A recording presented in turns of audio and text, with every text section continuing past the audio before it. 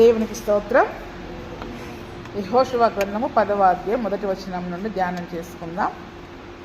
యెహోషువ హాయిని పట్టుకున్న సంగతియు, అతడు ఎరికోను దాని రాజును నిర్మూలము చేసినట్టు హాయిని దాని రాజును నిర్మూలము చేసిన సంగతియు, గిబియోను నివాసులు ఇజ్రాయేలులతో సంధి చేసుకొని వారితో కలుసుకొనిన సంగతియు యెరూషలేము రాజైన అదోని సదకు వినినప్పుడు అతడును అతని జనులను మిగుల భయపడిరి. ఎలయనగా గిబియోను గొప్ప పట్టణమై రాజధానులలో ఎంచబడినది, అది హాయి కంటే గొప్పది, అక్కడి జనులందరూ శూరులు.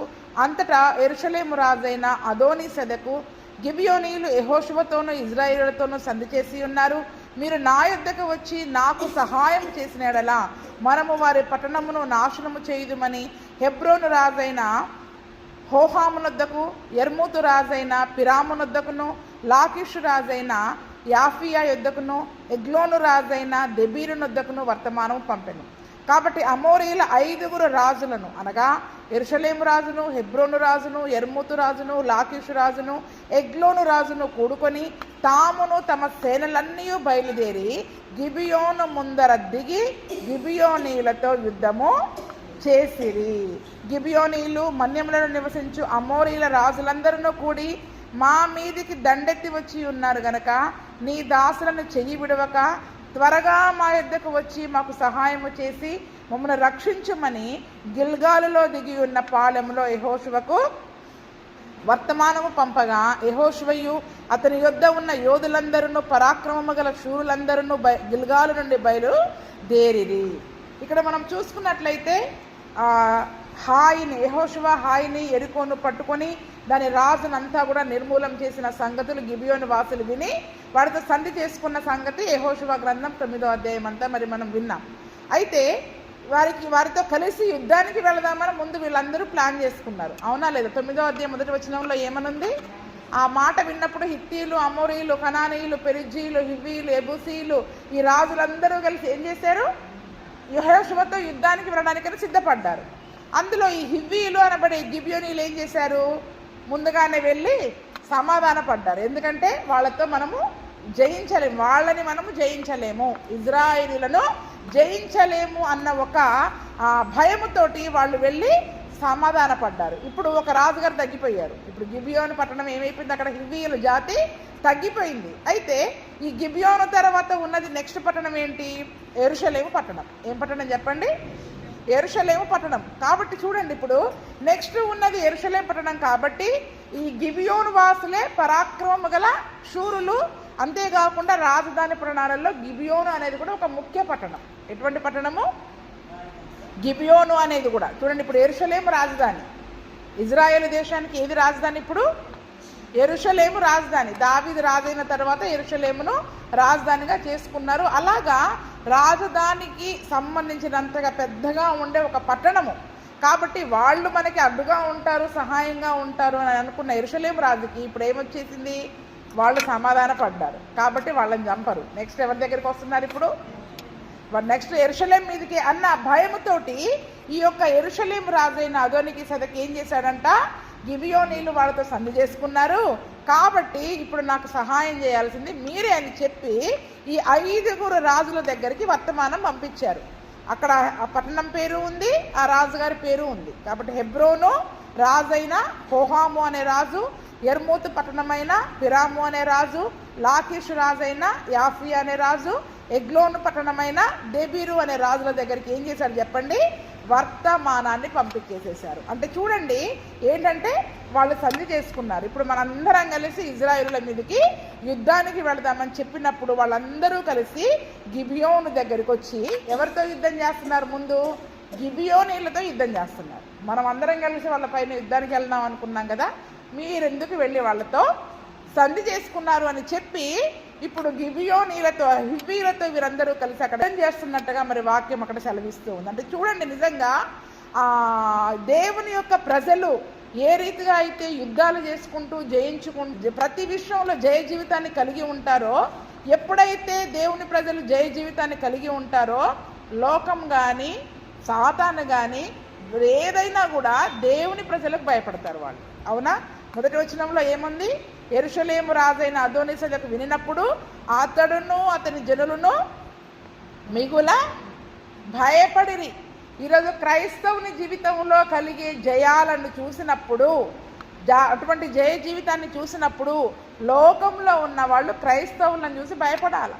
ఎటువంటి జీవితాన్ని జీవించాలి చెప్పండి? క్రైస్తవుడు మనల్ని చూసి లోకం భయపడే విధముగా జీవించాలి. ఈరోజు ఎలాగైపోయిందంటే మనమే వారికి భయపడి లోకంలో కలిసిపోయేటట్లు తయారైపోయాం. ఎలా తయారైపోతున్నాం? కులానికి భయపడి, బంధువులకు భయపడి, లోకానికి భయపడి, ఆచారాలకు భయపడి లోకంలో కలిసిపోతున్నాం. కాబట్టి జయ జీవితాన్ని జీవించలేకపోతున్నాం, పాపాన్ని జయించలేకపోతున్నాం, లోకాన్ని జయించలేకపోతున్నాం, అపవాదిని జయించలేకపోతా ఉన్నాం. కానీ వీళ్ళు ప్రత్యేకంగా తమ్ముడు తాము పరిశుద్ధంగా కాపాడుకుంటూ వారిలో ఉన్న పాపము శాపగ్రస్తమైనవి తీసివేసుకుంటూ ఎప్పుడైతే యుద్ధాలు చేసుకుంటూ వెళ్ళారో యెరికోను హాయిని ఎంత అద్భుతంగా జయించారో మనం విన్నాం. తెలిసి కూడా ఈరోజు మనం ఎలా బ్రతుకుతున్నాం చెప్పండి? మళ్ళీ అదే పాపంలో బ్రతుకుతున్నాం, అదే లోకంలో బ్రతుకుతా ఉన్నాం. కాబట్టి జయ జీవితం లేదు. లోకం మనల్ని చూసి భయపడట్లేదు. ఒక క్రైస్తవుని చూసి ఈరోజు లోకం భయపడుతుందా? అమ్మో వీళ్ళు కానీ, వీళ్ళ దేవుడు కానీ, వీళ్ళ ప్రార్థన కానీ చాలా గొప్పది, వాళ్ళ జోలికి వెళ్ళొద్దు, వాళ్ళతో మనము చాలా జాగ్రత్తగా ఉండాలి అని క్రైస్తవుని చూసి లోకం భయపడుతుందా?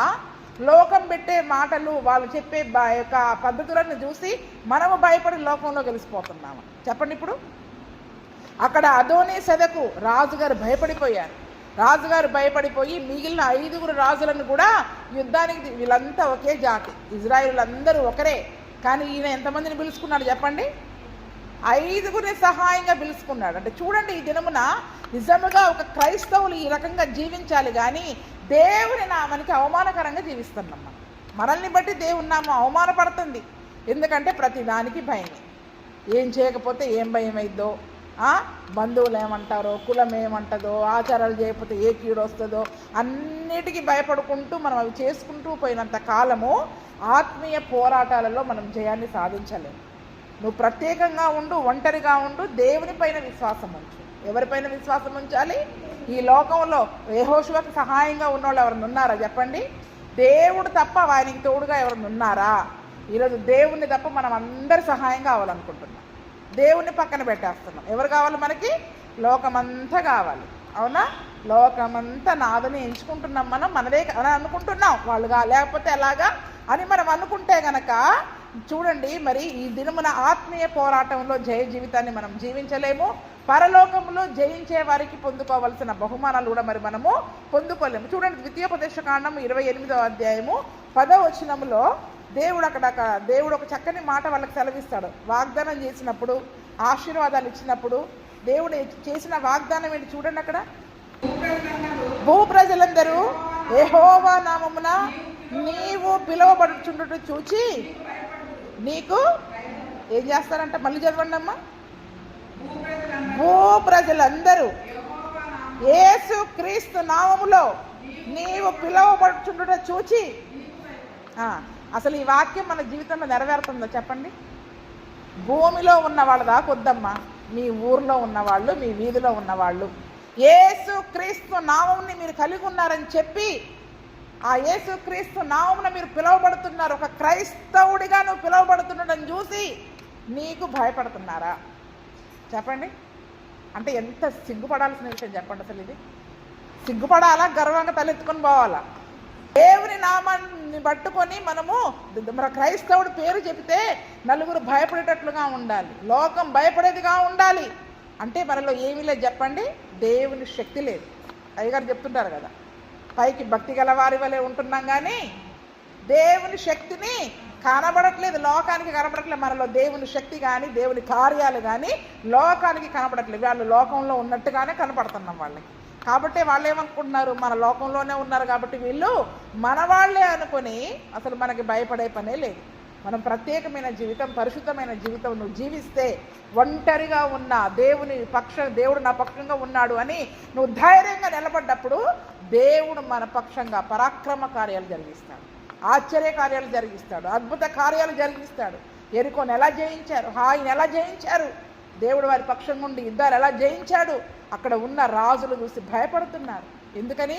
వాళ్ళు ఎంత పరిశుద్ధంగా శాపగ్రస్తమైనవి తీసివేసుకొని మరి అటువంటి జీవితాన్ని జీవిస్తూ ఉన్నారు. అంటే దేవునిలోకి వచ్చాం కానీ ఎలాగొస్తున్నామని చెప్పండి? మన జీవితము సంపూర్ణంగా ఒక పరిపూర్ణమైన క్రైస్తవ జీవితాన్ని క్రీస్తును పోలి నడుచుకోలేకపోతా ఉన్నాం. చూడండి, అందుకనే ఈరోజు ఎటువంటి పరాక్రమ శూరులే దేవుని అక్కడ ఏమంటారు వారితో సంధి చేసుకోవడానికి అక్కడ వాళ్ళు ముందుకు వచ్చేసారంటే, ఆ గిబియోను పట్టణము చాలా గొప్ప పట్టణం. అక్కడ హాయి కంటే కూడా చాలా గొప్ప పట్టణం అంట.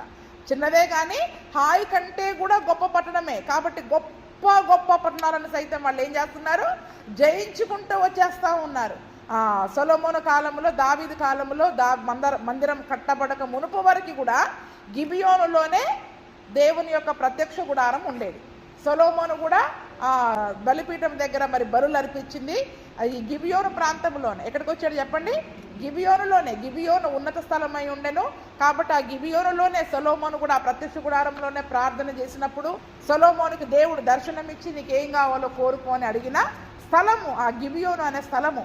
కాబట్టి చూడండి, అటువంటి గొప్ప పట్టణముగా ఉన్న పట్టణం వారు కూడా భయపడిపోయి మరి వీరితో సంధి చేసుకున్నారు. ఇంకొకరేమో సహాయం కొరకు వెళ్ళారు. అంటే ఒక దేవుని నామం పెట్టబడిన ప్రజలు అంటే ఆ వాగ్దానం ఇజ్రాయేలు జీవితంలో ఇక్కడ నెరవేరిందా లేదా? భూ ప్రజలందరూ యెహోవా నామమున మీరు పిలువబడుచుండుట చూచి, అమ్మో వీరి దేవుడు ఇజ్రాయేలుల దేవుడు చాలా గొప్ప దేవుడు, అద్భుతాలు చేసే దేవుడు, వారి ముందు ఎవరు నిలవబడలేరు, వారితో ఎవరు యుద్ధానికి పోలేరు, వారిని మనము జయించలేము అనే ఒక భయము భూప్రజలందరికీ వచ్చేసిందట. భూప్రజలందరికీ వచ్చేసింది. అదే భయం వాళ్ళందరికీ వచ్చేసి వాళ్ళందరూ కూడా వెళ్ళి ఏం చేశారు, గిబియోనీల వాళ్ళందరూ ఒక 5 రాజులతో కలిసి మరి గిబియోనీలతో యుద్ధం చేయడానికి వచ్చారు. మీరెందుకు సంధి చేసుకున్నారు? మీరు కూడా మాతో కలిస్తే అందరం కలిసి వాళ్ళ మీదకి యుద్ధానికి వెళ్ళే వాళ్ళం కదా అని గిబియోను మీదకి వచ్చేసరికి ఇప్పుడు ఈ గిబియోనీలు ఏం చేశారు, ఆల్రెడీ యెహోషువతో సంధి చేసుకున్నారు కాబట్టి యెహోషువ యొక్క సహాయం అడిగారు.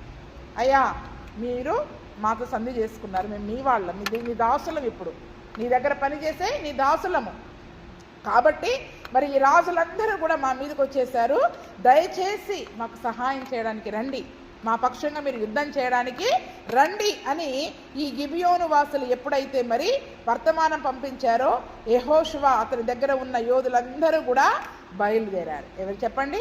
గిబియోను పక్షముగా వారితో యుద్ధం చేయడానికి మరి వాళ్ళందరూ కూడా బయలుదేరారు. చూడండి, మరి ఇక్కడ దేవుణ్ణి అడిగారా లేదా అనడానికి కారణం అక్కడే ఉంది 8వ వచనంలో. ఎందుకంటే ఇక్కడ కూడా వాళ్ళు దేవుని సెలవు లేకుండా వెళ్ళలేదు.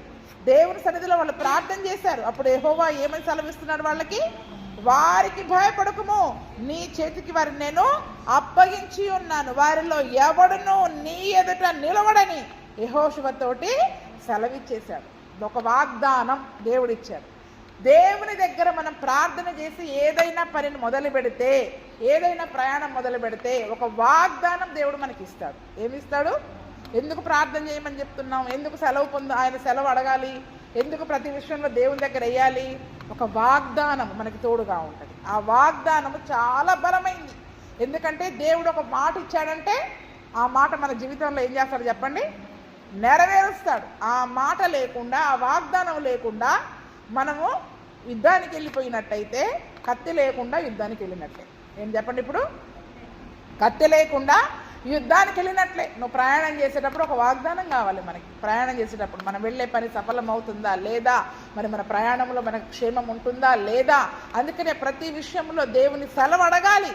ఈ ప్రయాణం దేవుని చిత్తమా కాదా, ఈ యొక్క పని చేయడం దేవుని చిత్తమా కాదా. మరి ఇప్పుడు గిబియోను వాసులతో ఆల్రెడీ దేవుని అడగకుండానే సంధి చేసుకున్నారు, అక్కడ పొరపాటు అయిపోయింది. కాబట్టి ఇప్పుడు ఇక్కడ యుద్ధానికి కూడా వెళ్ళాలా వద్దా అని దేవుని అడిగినప్పుడు దేవుని దగ్గర నుంచి వాళ్ళకి చక్కటి వాగ్దానం వచ్చింది. ఏమంటున్నాడు?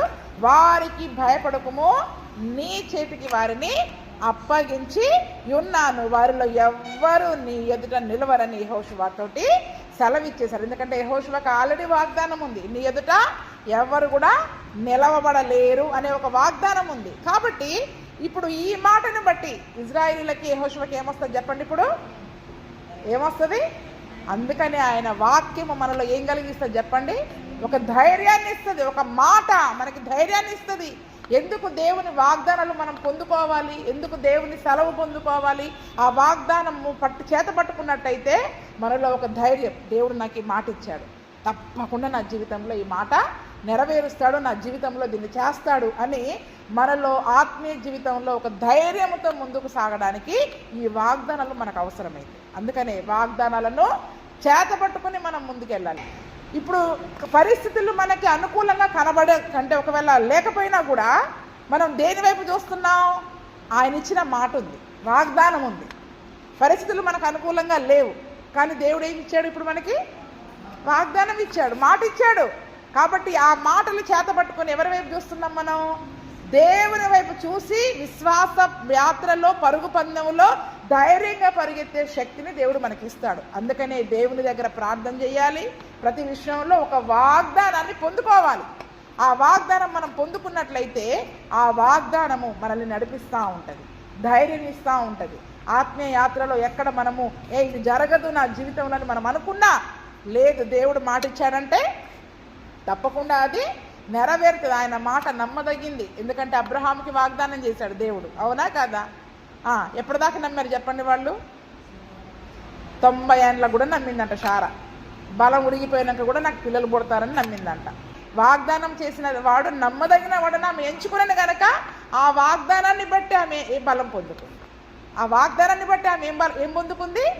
బలము పొందుకుని ఒక కుమారునిగా అనే శక్తి ఆ వాగ్దానం ఇచ్చింది. అలాగా ఈరోజు ఆ వాగ్దానాలు ఏ పరిస్థితులు మనకు అనుకూలంగా ఉన్నా లేకపోయినా ఆ యొక్క మాట మన జీవితంలో గొప్ప జయాలను దయచేసేదిగా ఉంటుంది. అందుకనే యెహోషువకి దేవుడు అక్కడ వాగ్దానం చేశాడు, మీరు వారికి భయపడకండి, నీ చేతికి నేను వారిని అప్పగించి ఉన్నా, వారిలో ఎవ్వడూ నీ ఎదుట నిలవడని యెహోషువతోటి సెలవిచ్చారు. అందుకనే చూడండి, ఈ దినమున మన జీవితంలో కూడా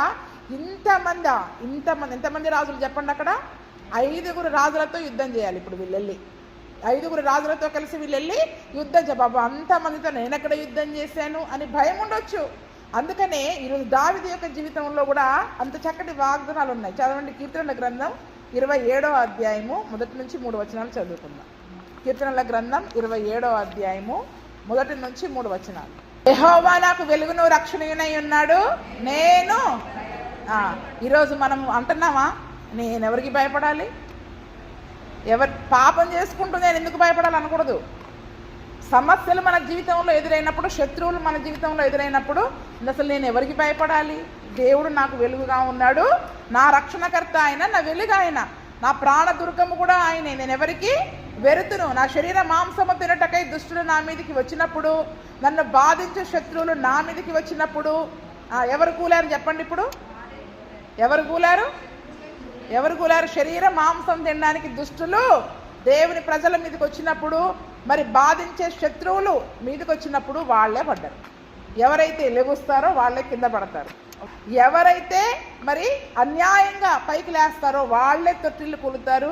నాతో యుద్ధము చేయుటకు దండు దిగినను నా హృదయము దండంట. ఒకరు కాదు, ఇద్దరు కాదు. దండంటే ఒక సైన్యం అంతా నా మీదకి యుద్ధానికి వచ్చిన ఒక్క మాట అంటే కూర్చొని ఏడిచేస్తారు ఈరోజు, అవునా? ఇక్కడ పెద్ద సైన్యమే వ్యతిరేకంగా లేచినా కూడా ఏమంటున్నాడు? నా హృదయంలో ఇంత భయం ఉండదు. చెప్పగలుగుతున్నామా ఈరోజు మనం? నా హృదయం అసలు భయపడదు. నా మీదకి యుద్ధము రేగినా దీనిలో నేను ధైర్యము విడువ కుందును. ఎందుకంటే దేవుని వాగ్దానాలు దావీదుకు తోడుగా ఉన్నాయి. దేవుని యొక్క వాగ్దానం దావీదు జీవితంలో తోడుగా ఉంది. కాబట్టి దావీదు అటువంటి ధైర్యాన్ని, విశ్వాసాన్ని కలిగి ఉన్నాడు దేవుని పైన. ఈరోజు మనం అటువంటి ధైర్యాన్ని, విశ్వాసాన్ని కలిగి ఉండాలి. ఎంతమందినా లగనివ్వండి లేసేవాళ్ళని, ఎంతమంది విరోధంగా లెగుస్తారో లగనివ్వండి. అయినా దేవుడు నా పక్షంగా ఉండగా, మన పక్షంగా ఉండగా మనకు విరోధి ఎవడు అని ధైర్యంతో ఈరోజు మనం ఉండాలి. కానీ బాబో ఇంతమంది వచ్చేసారు, నేను వాళ్ళని జయించలేను, వాళ్ళ మాట వినేద్దాం. ఎవరి మాట వినేద్దాం? వాళ్ళు చెప్పింది ఉంటే ఏ గొడవ ఉండదు కదా అని మనం ఏం చేస్తున్నాం చెప్పండి? లోకంలో కలిసిపోతూ ఉన్నాం. కాబట్టి చూడండి, ఈ దినమున అటువంటి మరి విశ్వాసాన్ని, ధైర్యాన్ని ఈరోజు మనం కలిగి ఉండాలి. ఆ మాటను పట్టుకొని యెహోషువ ఏం చేశాడంట? గిల్గాలు నుండి రాత్రంతయు నడిచి వారి మీద హఠాత్తుగా పడ్డాడు. చూడండి, రాత్రంతా నడిచాడంట. ఎలా నడిచాడంట?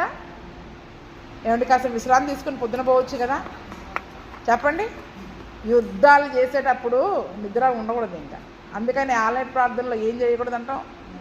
ఒక పోరాటం నిజంగానే ఆ పోరాటం అనేది మన జీవితంలో ఉంటే, నేను దీన్ని జయించాలి అన్న పట్టుదల మనలో ఉంటే నిద్ర రాదు. రాత్రంతా నడిచారు వాళ్ళు, రాత్రంతా నడిచారు. ఈరోజు ఆ ప్రసంగి గ్రంథంలో కూడా ఒక మాట ఉంటుంది, చేతనైన పని ఏదైనా శక్తి లోపం లేకుండా చేయి. ఇక్కడ యెహోషువకి అప్పగింపబడిన పని ఏంటి? వాళ్ళని హతము చేయాలి. వాళ్ళని హతము చేయాలంటే ఈరోజు రెస్ట్ తీసుకొని రేపు వస్తాలే యుద్ధానికి అంటే కుదరదు. ప్లాన్ ముందే వేసేసుకున్నాడు. ప్లాన్ ముందే వేసుకొని రాత్రంతా నడిచిపోయి సడన్గా వాళ్ళని అటాక్ చేసేసాడు. సడన్గా అటాక్ చేశాడు. ఎందుకంటే ముందే చెప్పెళ్తే వాళ్ళు ముందుగా సిద్ధపడి ఉంటారు. కాబట్టి ఎలా వెళ్ళాడు చూడండి, రాత్రంతా నడిచి, అంటే నిజంగా రాత్రంతా అతను నడుచుకుంటూ వెళ్ళి యుద్ధానికి వెళ్ళాడు అనడంలో ఈరోజు ఆ మాటలో మనం ఆత్మీయ జీవితంలో మనం ఎన్నో నేర్చుకోవాలి.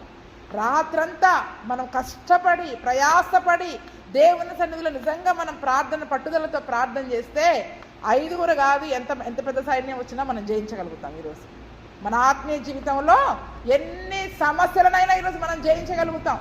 కానీ రాత్రంతా నడవంగా మనం, అవునా?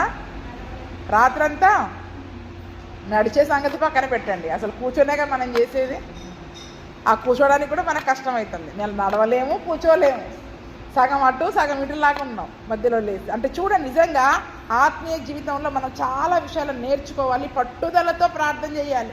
పట్టుదలతో మనం ప్రార్థన చేసి సడన్గా ఉదయాన్నే ఏం చేశాడంట, శత్రువుల పైన మరి శత్రువులన్నీ హతం చేయడానికి వారిపైన పడినట్టుగా మనం చూస్తూ ఉన్నాం. అప్పుడు యెహోవా ఇజ్రాయేలుల ఎదుట వారిని కలవరపరచగా యెహోషువ గిబియోను ఎదుట మహాఘోరముగా వారిని హతము చేసెను.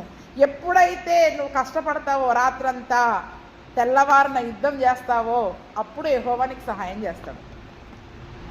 ప్రార్థన చేస్తుంటే నిద్రపోయి, రాత్రంతా ప్రార్థన చేయకుండా మనం నిద్రపోయి పొద్దున్నేసి ఏసయ్యా నాకు సహాయం చేయని పగలంతా ఏడ్చుకుంటూ కూర్చుంటే ఎటువంటి ఉపయోగం ఉండదు. నువ్వు పట్టుదలతో ప్రార్థన చేయి, రాత్రి తెల్లవారి అద్భుతాలు చూస్తావు జీవితంలో. అంతేనా కాదా? రాత్రంతా నువ్వు పట్టుదలతో ప్రార్థన చేయి, తెల్లవారి నీ జీవితంలో యెహోవా ఇజ్రాయేలు పక్షంగా యుద్ధం చేయడానికి దిగిపోయాడు. అక్కడ దిగాడు. యెహోవాని పరలోకం నుండి భూమి మీదకి దింపాలంటే మనకు ముందు యుద్ధానికి నువ్వు రాత్రంతా ప్రార్థన చేయి దేవుని సన్నిధిలో. అందుకే ఒట్టిగా పెట్టలే ఆల్రెడీ ప్రార్థనలు. పరలోకము నుండి దేవుని సైన్యాన్ని దింపగలిగిన శక్తి ఉంది ప్రార్థనకి. ఆల్రెడీ ప్రార్థనలో పరలోకము నుండి సైన్యంలో అధిపతి యెహోవా తన సైన్యంతో సహా దింపే శక్తి ఆ ప్రార్థనకు ఉంది. ఆ రాత్రంతా నడుచుకుంటూ దేవుని వాగ్దానాన్ని చేతపట్టుకుని యెహోషువ వెళ్ళాడు.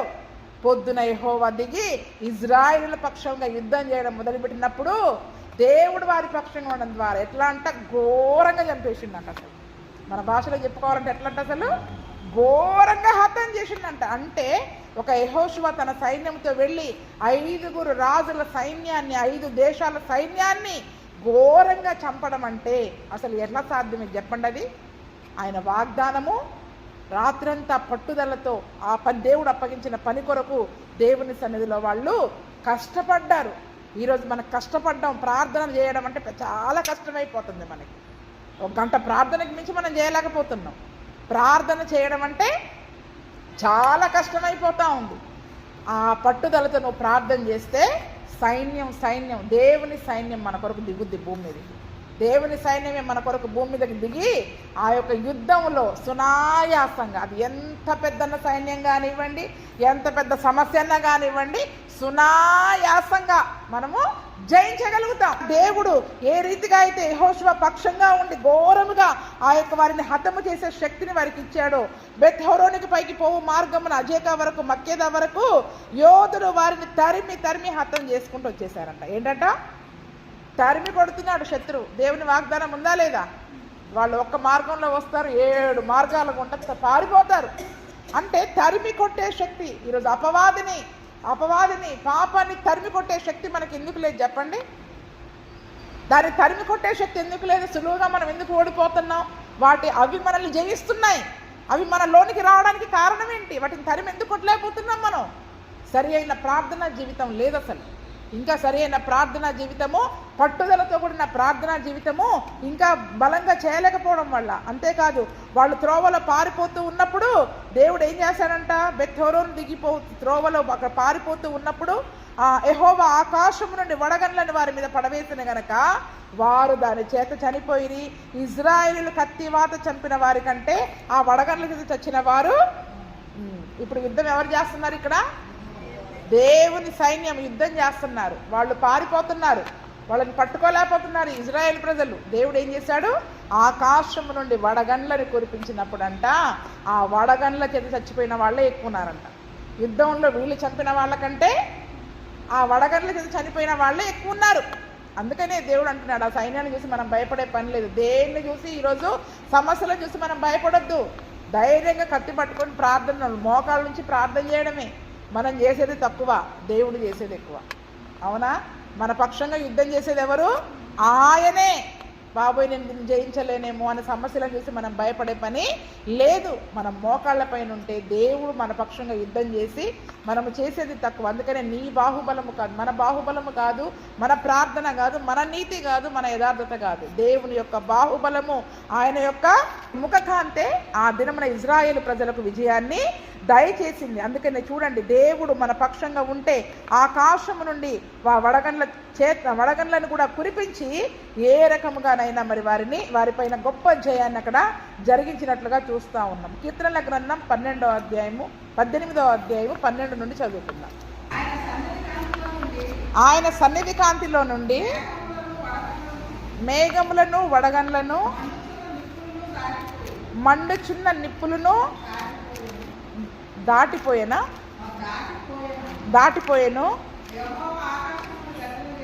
యెహోవా ఆకాశము నుండి గర్జన చేసెను, సర్వోన్నతుడు తన ఉరుముధ్వని పుట్టించెను, వడగండ్లను మండుచున్న నిప్పులను రాలెను, శత్రువులను చెదరగొట్టెను, మెరుపులు మెండుగా మెరపించి వారిని ఓడగొట్టెను. చూడండి, ఇక్కడ దేవుడు ఆకాశం నుండి ఆయన అక్కడే ఉన్నాడు. ఆయన సన్నిధి కాంతిలో నుండి మేఘాలను వడగండ్లను మండుచున్న నిప్పులను ఏం చేశాడంట? దాటిపోయి ఆకాశమందు గర్జన చేస్తే అక్కడి నుండి ఉరుముధ్వని పుట్టిందంట. వడగండ్లు మండుచున్న నిప్పులు అక్కడి నుండి రాలే.